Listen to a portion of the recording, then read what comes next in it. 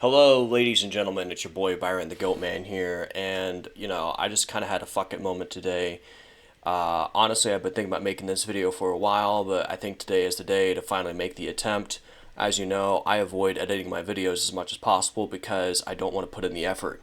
Nevertheless, I have put in the work to set up OBS, my recording software, to record a reaction video to a video by Common Sense Skeptic. So you may not know that Common Sense Skeptic is a skeptic and he is a critic. He channels negativity. And so one of his main targets has been this guy called Elon Musk. And then Elon Musk is widely considered to be the richest man in the world, or at least he was. I don't really care. For me, I need to make this video for multiple reasons. Firstly, because I got into multiple arguments with a friend of mine about the nature of Elon Musk, and my friend believes that my critique of Elon Musk would be the same as what these guys are, or that I'm the same as these critics, or whatever. So I need to distinguish myself from these other critics of Elon Musk, such as Common Sense Skeptic, who I'll call CSS, as well as critics like Thunderfoot. And so I am willing to use some of the same criticisms as these guys, but I also want to distinguish myself from them because I'm coming from a different perspective. And secondly, I want to use the example of Elon Musk as a point of comparison or an example of certain moral and metaphysical principles that I believe are very relevant in life in general. And I have a general outlook of how I expect Elon Musk's life to turn out. Now, without further ado, let's go ahead and start watching this video. This is a video called Debunking Elon Musk, 1080p. Alright, hold on. Precise seeking? Okay. This video... Wait. This video was published in 2 years ago. I can't get it. January 26, 2021. Okay. Alright. So, first of all, let's start with the intro. Now, to be fair, I do like the music that CSS uses for his videos, so that's cool. So anyway, let's start the video.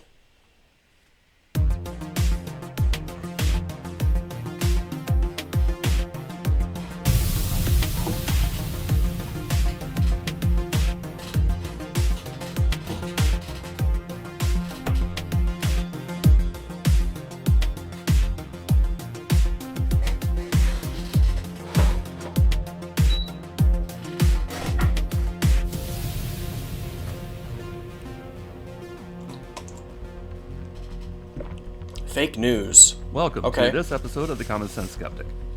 Earlier this month, Elon Musk was declared to be the richest man in the world, and his fanboys celebrated this questionable achievement by shoveling even more of their hard-earned cash into Tesla's inflated stock price.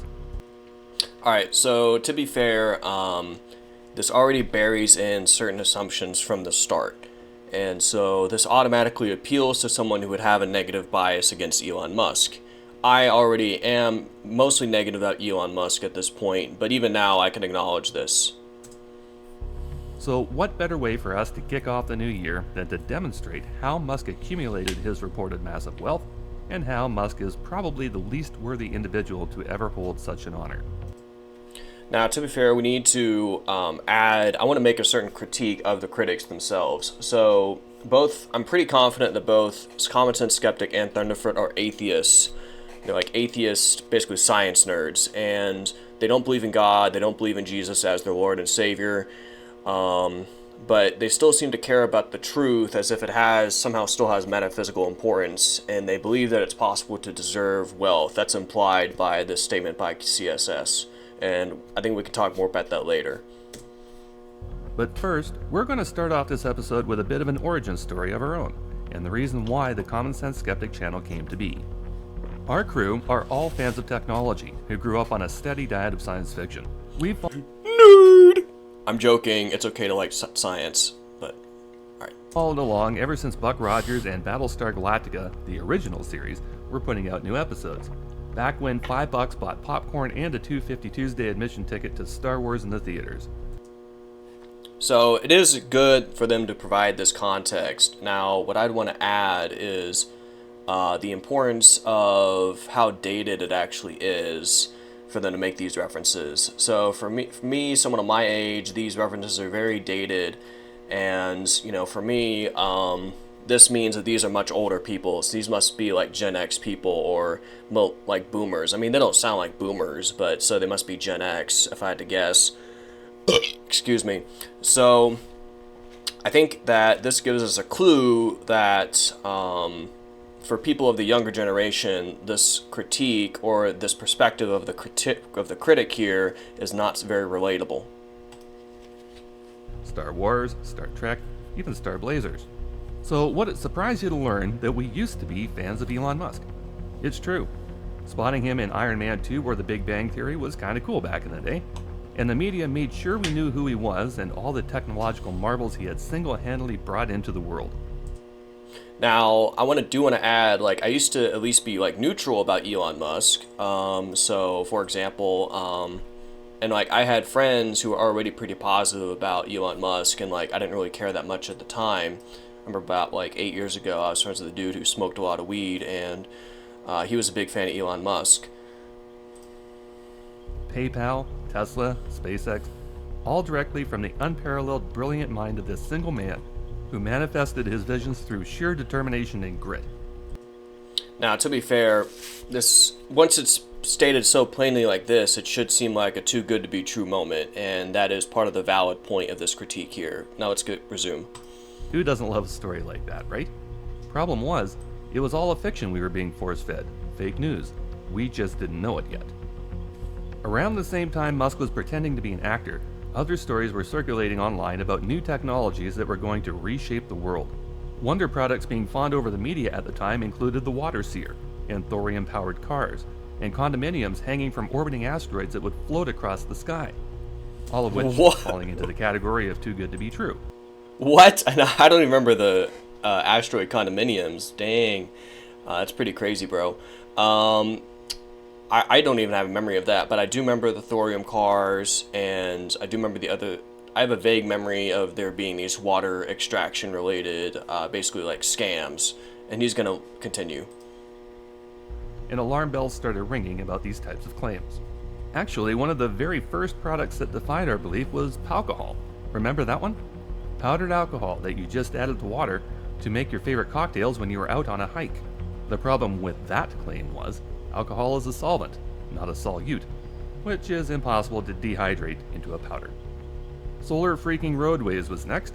Their CGI promotional videos declared their goal was to pave the roads of the world with solar tile panels that were impervious to damage, creating all the energy the world would ever need. Non-stop adulation and positive press washed over Scott and Julie Broussard while they collected millions of dollars from Indiegogo and federal grants to produce this earth-saving green tech. But upon closer inspection, none of their claims added up, especially the economics, so we did what nobody else had done so far and broke down the numbers. Turned out, the raw unassembled materials for solar roadways would add up to at least $205 million per mile of 4-lane highway, and that was years ago. Despite all their awards and DOT grants and press coverage and announced projects, 15 years after being founded, Solar Roadways has only ever amounted to little more than vaporware. Now, I do want to add that I don't think CSS was necessarily the first person to critique Solar Roadways. I mean, I remember watching Thunderfoot years ago, easily 10 years ago or more. I don't know. But anyway, the point is that a long time ago, Thunderfoot was also critiquing the Solar Roadways. So any proper skeptic could break down the solar roadways and see that it didn't make that much sense. But I think part of the general theme we should extract from this is that people have a strong desire for optimism and hope, and if we just apply these technologies, we can have such a better life. And that's we'll just call it problematic. At the time, Musk still flew under our radar, despite his constant appearances on shows and news feeds and tech articles, right up until the cave in Thailand flooded. Then he hit our wall. As actual heroes were trying to save a dozen young soccer players and their coach from drowning in the cave, Musk decided this would be a great time for self-promotion, declaring he would provide a submarine to conduct the rescue. Vernon Unsworth, one of the lead rescue divers of this operation, told the media and Musk, thanks but no thanks, that sub will be useless in this effort. The fact was, this pinch point in the tunnel was so tight that divers had to remove their air tanks and pull them alongside. This was so dangerous that an experienced Thai Navy SEAL named Saman Gunan died while loading the tunnel with air tanks before the underwater extraction. Unsworth was absolutely correct in dismissing Musk's sub, which would never have gotten through that gap. Musk took that dismissal personally, and that embarrassment led to Musk viciously attacking Unsworth on Twitter. The sheer stupidity Musk demonstrated during this attempted publicity stunt, while there were young lives at stake, was bad enough. But for him to do what he did to Vernon Unsworth on Twitter, and in follow-up news articles, tore the positive facade off of him permanently. Watching these events unfold, the question we kept asking ourselves was, how could somebody so smart do something so stupid and so vile as this? And the answer we came up with was, maybe he's not that smart. Turns out that was an accurate conclusion, and the more research we do on Musk, the more solidified this conclusion becomes. Now that we've been able to nail down Musk's modus operandi, it's time to share what we've learned, so that others can stop fawning over this megalomaniacal imbecile that continues to fail upwards. We've all seen them. These memes that portray Elon Musk as a multifaceted genius, solely responsible for these quote-unquote paradigm-shifting companies. We've also seen the stories attached to this mythos about how he was a poor and abused child who turned himself into a self-made billionaire. It's time to put these claims to the test. Is he a self-made billionaire? And is he, in fact, the genius behind each of the companies he's credited with being the founder of? And as we'll see, this will be deconstructed. So I think that it is true, like, I've seen this video before. I know CSS will make valid critiques and he'll properly break down the history of Elon Musk. But I think what we need to extract is something a bit more metaphysical from all this. We need to not just critique the man, but we need to think about how this fits as an example or part of a philosophical trend. So this is Debunking Elon Musk, our initial offering of 2021. Musk was born to May Haldeman and Errol Musk on June 28, 1971 in Pretoria, South Africa. This fittingly makes him a Cancer. His mother May was 21, 2 years younger than her husband Errol, whom she would divorce only 9 years later.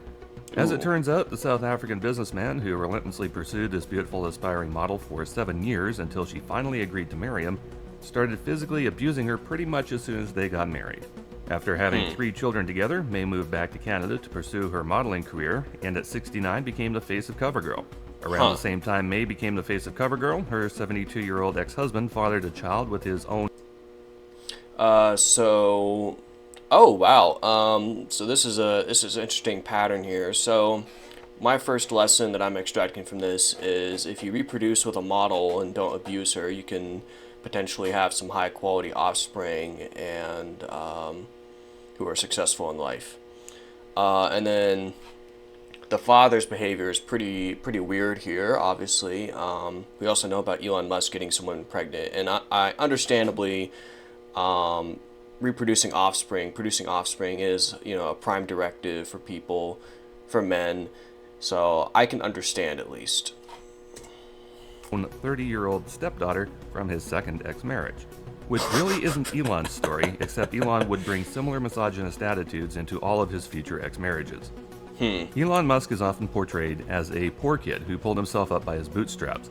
Reality is both sides of the family came from money, as was bragged about in an interview where they said they had so much money when they were younger, they could hardly fit it all in the safe. May's father, Joshua Norman Haldeman, developed national and international stature as a political economist, provincial and national professional leader in chiropractic medicine, and sportsman adventurer. In 1950, Haldeman picked up and moved his family to South Africa to become an amateur archaeologist hunting for the lost city of the Kalahari. Errol Musk's parents were also well off, tracing his military father's South African roots back 200 years. His mother came from a well-to-do English family and had an elite education. For his part, Errol was himself a gifted engineer and earned massive wealth as an engineering consultant and real estate developer and emerald mine co-owner. According to Elon's... Honestly, this Errol guy reminds me of a guy I know. If you know, you know. Father, the family enjoyed a lavish lifestyle, replete with yachts, ski vacations, and expensive computers. Musk himself enjoyed a privileged upbringing and education at private school, all of which Musk now denies. But not every teenage kid can walk into Tiffany's with All right. So I don't like. There's this mythos going around that we don't really need to buy into. Like this idea that like you have to come from like a poor family to be successful. Like, isn't it? Can't we just like accept the truth? Like, can't we just be happy that someone took, even if you do get something from your parents, that you make make something of it? Now, I don't want to be an unconditional Elon defender by far, but I'm just saying like we don't need, just assuming that he does achieve real things. He doesn't have to start poor for that to be worthwhile. Even if he starts with wealthy parents, like he did something different than what they were doing. He wasn't just carrying on, even just carrying on your family business is a respectable activity if you do it properly. So it's not like, you know, there's some things that he's done that I'm sure are degenerate and wasteful, but you know, you don't have to start poor for a success story to be like worthwhile. You shouldn't really have to lie about your background. Just be like, yo, I'm from money, and then I made more money. Can we just accept this?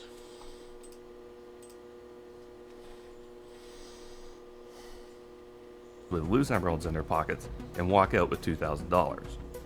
When his parents divorced and his mother moved back to Canada, Musk initially stayed with his dad in South Africa. Musk moved to Canada at the age of 17 to live with his mom to avoid serving in the South African military.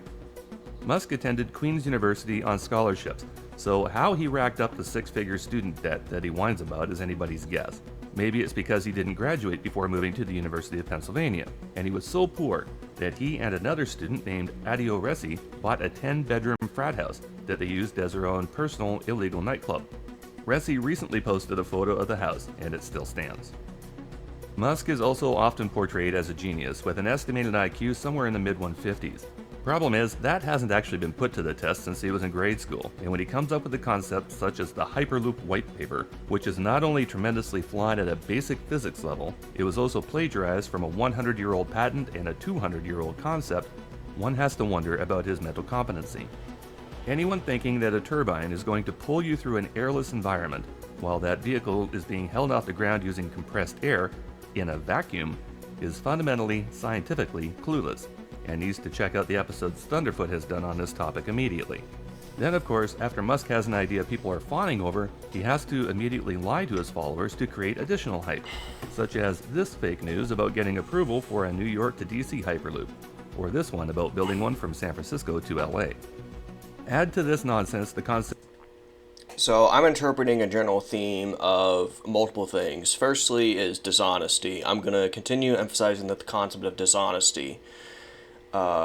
Fake news, fake reports, boasting of what you don't have or have not achieved or what has not happened. These are, there are reasons that this is that this counts as bearing false witness.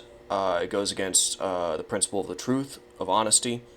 And then secondly, I think there's a big dominance of what we call the rule of cool here. So I've been consuming a lot of movie critique, and oftentimes it seems a lot of these bad movies, they'll focus first on what looks cool first and then do the rest of their writing later. And it seems like with some of this Musk stuff, like The Boring Company, that's just like, oh, doesn't this sound cool? And then let's do it. Let's pretend that this is actually a good idea, that this is efficient, that this is a good alternative to what other ideas or what we already have. And so there's a focus on that over, like what's most efficient, what's most practical, things that are more original, etc. I don't know. Concept of underground freeways accessed by elevators using electric skates, or the absolute insanity of drilling computer interfaces into your brain to play video games, and even W.C. Fields would have to wonder, is he dazzling you with brilliance or baffling you with bullshit? Judging from the ridiculous claims Musk is making about the terraforming and colonization of Mars, we have to believe it's the latter. And for anyone arguing Musk has a PhD to back up the genius claim, here are those facts. Musk was accepted into Stanford in California for PhD studies, but he dropped out after only 2 days to pursue his first business enterprise with his brother, and that's where this story actually starts.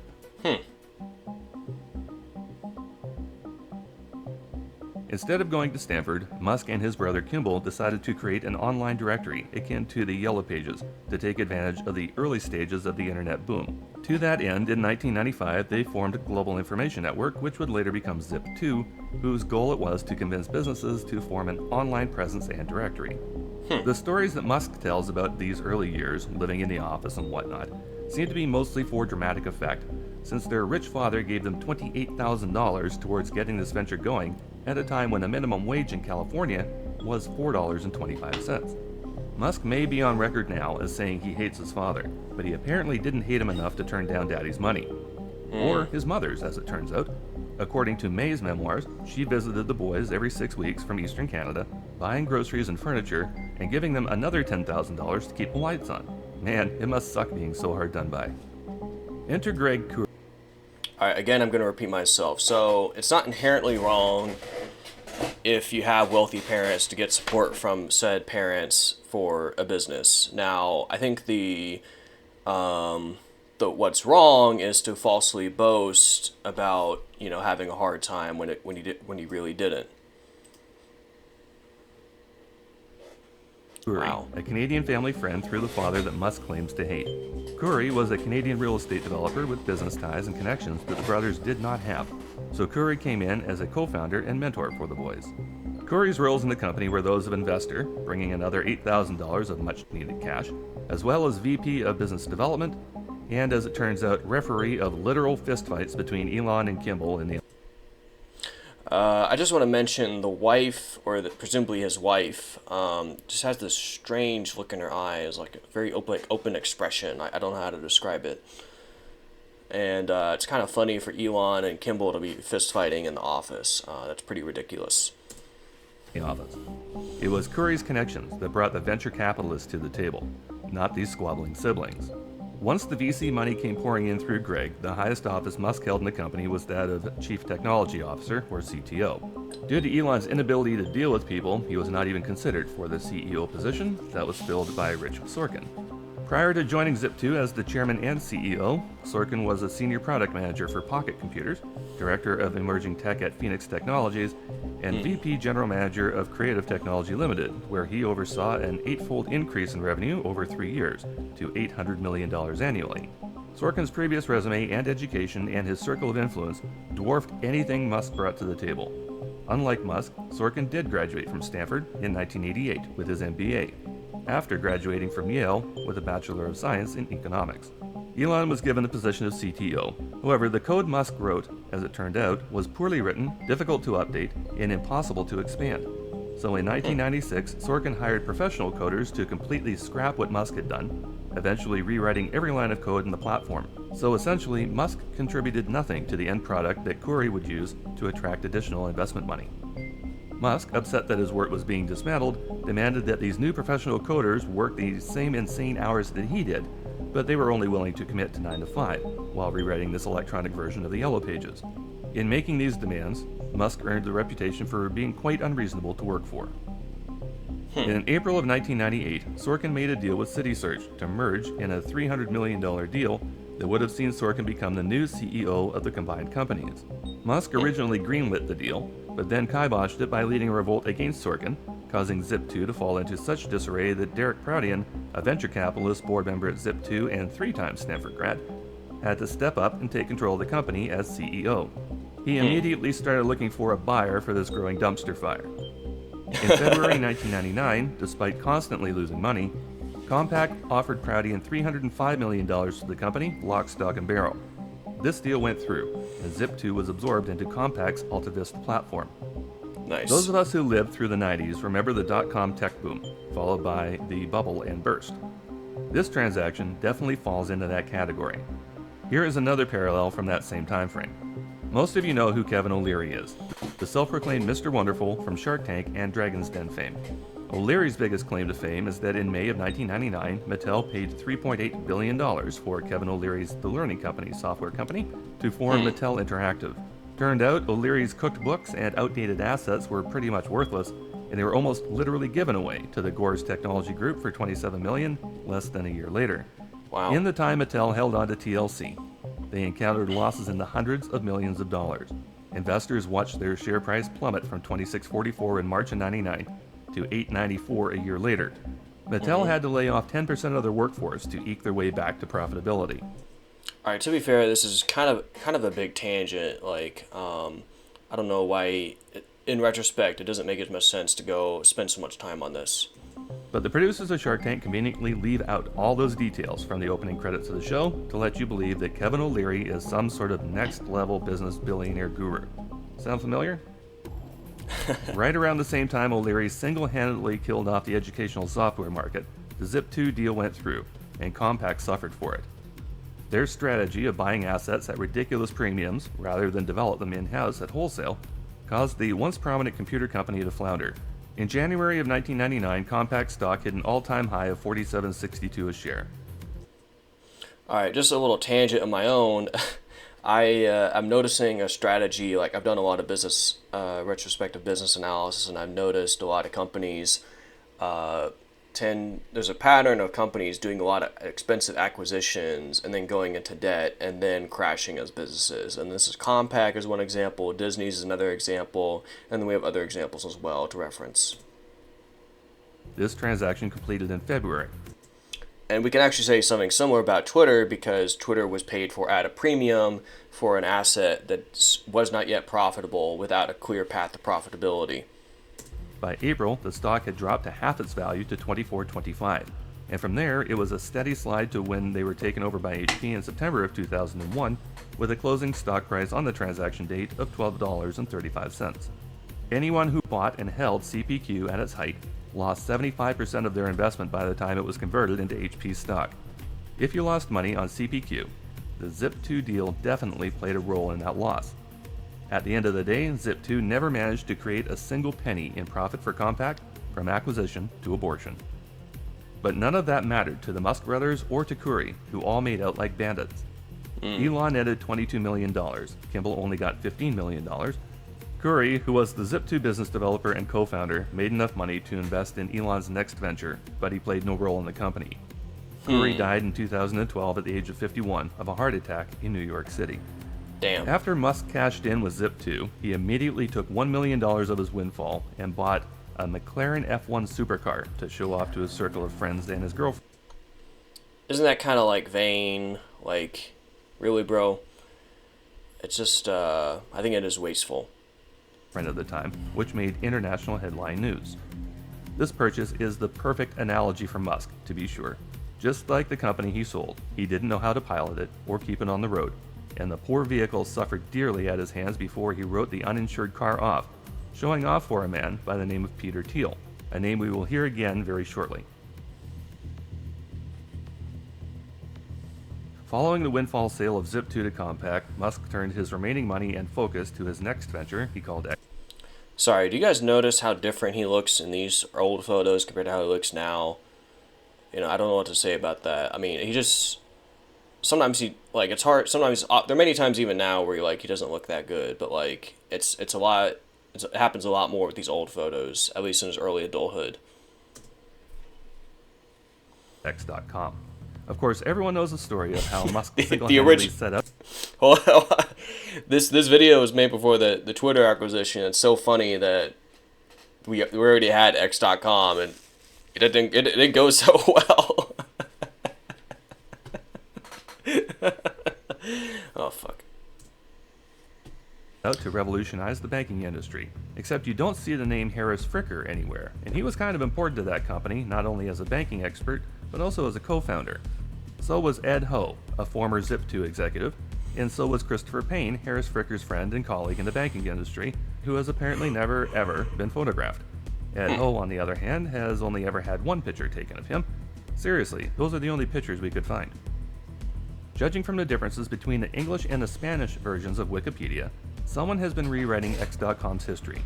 Compare these screenshots for X.com from both sites, and you'll find the English version has been redacted to remove mention of everybody but Musk at X.com, but the Spanish version still names the three other men, their co-founderships, and their departure trajectories. Of these three men, it was Fricker who played the most important role in this new startup. Now, a good general point is that, you know, a leader, this is actually one of my mentors passed on, that a leader should create an environment where his subordinates can shine. And, a bad leader would, take other people's contributions and then claim them exclusively as their own. For example, my mentor said that, if one of your subordinates asked you to do a presentation on their behalf, you would basically be getting the credit for their own work. So my mentor would have his subordinates give their own presentations, even though they might not be as confident about it. And here we're basically seeing the opposite behavior here with Musk and X.com, assuming that a Musk particular supporter or something has been editing these X.com Wikipedia records. Fricker is a banker with a bachelor's from St. Francis Xavier and a Rhodes Scholars Master from Oxford University to back it up. He was the banking master X.com needed to make this happen, and he brought the people he needed with him. Musk met Fricker during his internship at Bank of Nova Scotia and convinced Fricker to come on board in November of 1999 to help found the company. When X.com was formed, Musk rolled the rest of his Zip2 windfall into X.com, making sure with his larger investment that he would retain control of the company by assigning himself as chairman. Musk brought on Bill Harris as CEO, who brought his experience as CEO at Intuit Inc. with him, which didn't sit well with Fricker, who had moved from Canada to Silicon Valley to start this company and make his mark. Despite an initial rapport as friends, Musk and Fricker rarely saw eye to eye in business. Fricker simply wanted to create an online bank, but Musk kept insisting their company had to revolutionize the banking industry. See, this is actually a common pattern where it has to be the big revolutionary project. So Elon Musk appeals to the type of person who wants to believe that there's these great revolutionary products, these great revolutionary businesses that are gonna change everything, fix everything. We have a super app, we have the super website, the super product. Well, this other guy seems to be like a grounded, relatively normal dude. Fricker accurately accused Musk of overhyping their product, and tensions got so bad that Fricker attempted a boardroom coup against Musk and Bill Harris to take the CEO positions 5 months after founding the company together. When that was unsuccessful, Fricker, Payne, and Ho all simply left, and they took all the best software engineers with them, leaving behind Musk and whatever staff remained in May of 2000 with a disheveled shell of a barely functional platform. Scott Anderson, a software engineer who started working at X.com on August 1, 1999, described the fallout as complete insanity, describing their software as a Hollywood movie set of a website that barely fooled the venture capitalists. Fricker was apparently so pissed off with Musk on his departure, he doesn't even bother mentioning X.com whatsoever, despite setting the company up using his experience, connections, and education in the banking industry. Fricker recently retired as the CEO for Stifel GMP Capital, lasting 12 years in the organization he joined shortly after parting ways with Musk. The other original founders also went on to have their own successes without having to deal any longer with Musk. None of them mention their association with X.com on their professional profiles whatsoever. After Fricker left and took his friends with him, Musk desperately needed money, and he was able to sweet-talk Mike Moritz of Sequoia Capital into investing in their platform, which was barely functional now. But Moritz didn't see through this sham, and he threw money at it anyway. Meanwhile, another company was making their mark in the online finance world, and this one didn't have all this inner turmoil. At least, not yet. A similar banking concept, created by Peter Thiel and Max Levchin at a startup called Confinity, was gaining notoriety with their payment platform called PayPal, which was developed through 1998 and released in July of 1999, almost a year before Musk and Harris had their falling out over at X.com. So right off the bat, 3 things to note here. Number 1, Musk did not found the company that wrote PayPal in December of 1998. Number 2, Musk did not write PayPal. And number 3, the company was not even called PayPal. So when Musk is introduced as the founder of PayPal, there's just so much wrong with that statement. If it wasn't pathetic, it might even be funny. Musk was watching the Confinity platform take off, so Musk started copying. See, this is another example of, falsehood being a very relevant theme here. So, what we see is claiming, again, false credit for what he did not do himself. And PayPal is an especially effective thing to claim ownership of because it's so commonly used now compared to Zip2. Like, oh, I was the founder of Zip2. Like, oh, what's that? So That is very that's why debunking the PayPal myth in particular is very important to deconstructing the image that many people have of Elon Musk. Being their promotional model.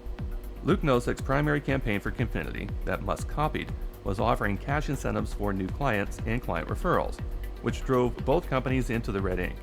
Thiel and company eventually decided if you can't beat them, eat them, so Confinity bought or merged with X.com in the March of 2000 under Bill Harris, who would remain as CEO of the merged companies. By virtue of his shares value, Musk became chairman and Thiel became the chief financial officer. Combining the companies was a nightmare, each having their own corporate culture, and the two were like oil and water. Harris and Thiel particularly didn't see eye to eye on how to handle the combined company, which was sinking deeper into debt, in large part because the site was being constantly hacked by thieves. This discord led Thiel to quit the company. Musk arranged an emergency board meeting to seize the CEO position away from Harris, and that was a move that brought Thiel back as chairman in April of 2000. In his new position as CEO, Musk wanted to phase out all other names in favor of his beloved X.com. He cares so much about the X, the unknown variable of algebra. Groups hated X.com since it sounded like a porn site. This caused a rift in the former Confinity ranks, which in turn angered Musk, who loved the name. Despite bleeding red ink, the company became popular as an online means to transfer funds. But with that popularity came increased fraud as hackers discovered they could easily access financial data on the site to siphon funds. Additionally, bank fees from the increasing transactions started adding up very quickly. It was obvious now that the company lacked a solid business structure as well as a way to offset the money it was losing, and they had no plan to combat the fraud it suffered. Chief Financial Officer Roelof Botha, now a partner at Sequoia Capital, suspected Musk as the new CEO was not presenting his board with accurate assessments of the company's issues. And enough people started questioning Musk's decisions that they formed a coalition of former X.com and Confinity board members with the intent to dethrone Musk. 6 months after Musk deposed Bill Harris as CEO, Musk himself became the target, and this coalition voted Musk be removed from the CEO position while Elon was flying to Sydney, Australia for his honeymoon with his first ex-wife Justine, who... So it's noteworthy that Elon might have been basically like traumatized by this experience, and then that might be why he effectively staffed the board of Tesla with his own supporters to protect himself in the future from such behavior.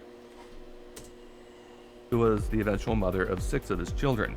Wow. Justine gave Marie Claire quite the interview about her time with Musk, the way she was treated, and how Musk left his family behind for a British starlet named Tallulah Riley, who he would later divorce, not once, but twice. The linchpin to this coup was Peter Thiel returning as CEO, which he agreed to do. Musk found out he had been fired as CEO when he landed in Australia, and immediately headed back on the first available flight to plead his case, but nobody was interested in hearing it. Musk was removed. At this point, just spend time with your wife, right? Like, come on. Whatever. As CEO on September 24, 2000. Like, you don't have to immediately go back to try to get the position. Maybe let them sit on it. Maybe give them an opportunity to regret it. Like, spend some time with your wife. Maybe be more persuasive with some happiness in your life, right? He was formally terminated from the company on March 9, 2001.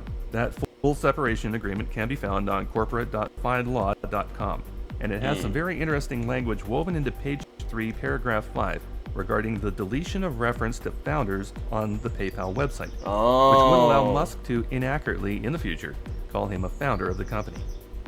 After Musk was terminated from all roles in the company, Thiel rebranded the company to PayPal and removed all trace of the X.com branding.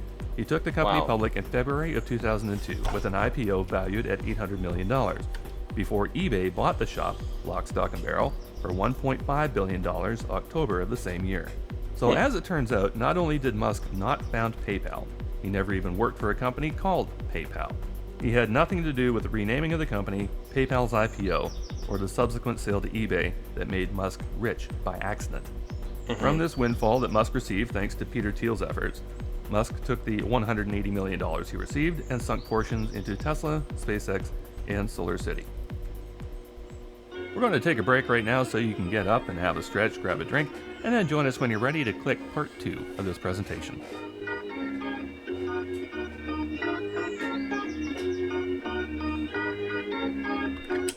Okay. Alright, so let's get serious briefly. So, I do think CSS is providing some very important information to deconstruct the common perception of Elon Musk, many of the claims that he himself or other people make about him or on his behalf.